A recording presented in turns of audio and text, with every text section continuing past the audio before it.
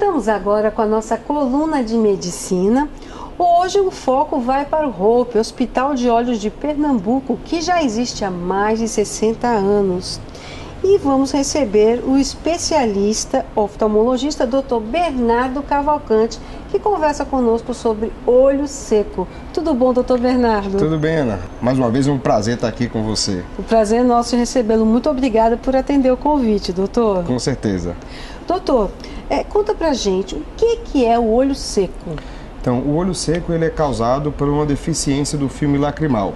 Então, o filme lacrimal ele forma uma película que recobre praticamente toda a superfície ocular, quer seja a córnea, que é essa parte transparente, quer seja a escléria conjuntiva, que é essa parte branca do olho, né? Ele é caracterizado por uma deficiência desse filme que vai causar no paciente uma série de sintomas. Então, os mais comuns é aquele paciente que chega com sensação de corpo estranho, é o paciente que tem ardor, olho ressecado, tem dificuldade, por exemplo, de passar longas horas na frente do computador. Então, esse tipo de condição leva aos quadros variados de olho seco que a gente tem. Doutor Bernardo, mas esses sintomas são comuns em outras doenças também, né? Como é que a gente pode ter a certeza, obviamente, dos sintomas? Tem que procurar um especialista, claro, mas o que é mais comum? Com certeza. O ideal é sempre que seja examinado por um oftalmologista, de preferência especialista na parte de superfície ocular. A gente sabe que na oftalmologia existem diversas subespecialidades, sim, né? Sim. Mas esses sintomas são muito similares a quem tem, por exemplo, alergia ocular, a quem pode ter também quadro de conjuntivite no começo, pode sentir. E até uma síndrome que tem se tornado cada vez mais comum, que é a síndrome do computador, que é justamente um olho seco ambiental. É aquele ambiente que você está no dia a dia trabalhando na frente do computador com aquela luminosidade da tela, é um ambiente que tem ar-condicionado, então tudo isso favorece o ressecamento e simula o que seria um olho seco propriamente dito. E qual é o tratamento que se pode fazer? Então, o tratamento do olho seco ele é muito variável, cabe a gente achar a causa base do olho seco. Então, por exemplo, se é um olho seco que tem como componente principal o ambiente, a gente deve tratar o ambiente daquele paciente. Então, quem usa computador, baixar a luminosidade da tela, tentar evitar que o ar-condicionado fique direcionado para a região do rosto, às vezes até trabalhar com um umidificador embaixo da mesa. Então, aquilo vai favorecer que o ambiente ao redor do paciente permaneça mais estável e evite que ele tenha mais evaporação do filme lacrimal.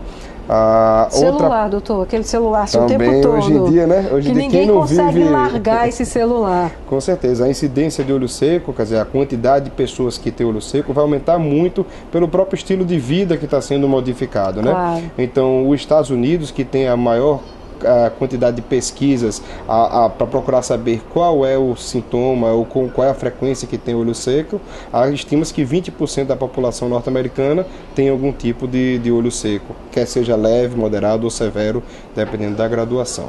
Então, para se ter uma ideia, mais ou menos uns 5 anos atrás surgiu um estudo que provava que o paciente que tem olho seco moderado a severo tinha qualidade de vida tão comprometida quanto o paciente que sofria de angina do peito. Nossa. Então, você imagina o impacto que isso tem no dia a dia e na rotina do paciente.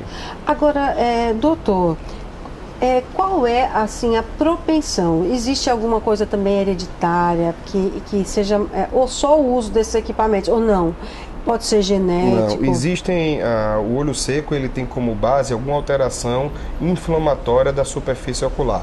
Então, existe uma série de doenças associadas que, na verdade, ainda correspondem pela maior parte das causas de olho seco, que são os pacientes que têm alguma doença reumatológica, como artrite reumatoide, que tem Sjögren, que é uma síndrome associada não só ao ressecamento do olho, mas da boca, do nariz também.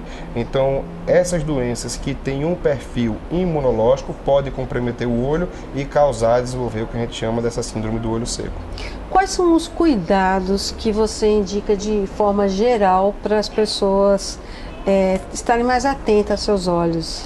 Eu acho que o primeiro passo é justamente o fato da gente ter o cuidado de perceber os sintomas e efetivamente procurar um oftalmologista que esteja capacitado para diagnosticar e acompanhar.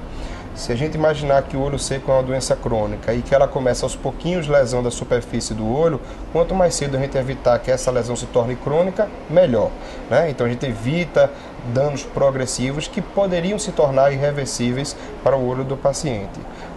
Sempre observar a frequência dos sintomas, então isso é importantíssimo. Acontece todo dia, acontece toda vez, qual é o fator que causa?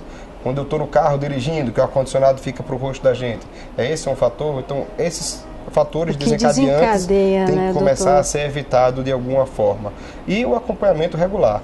Eu acho que é importante que os pacientes entendam que não é só ir numa farmácia e comprar qualquer substituto da lágrima.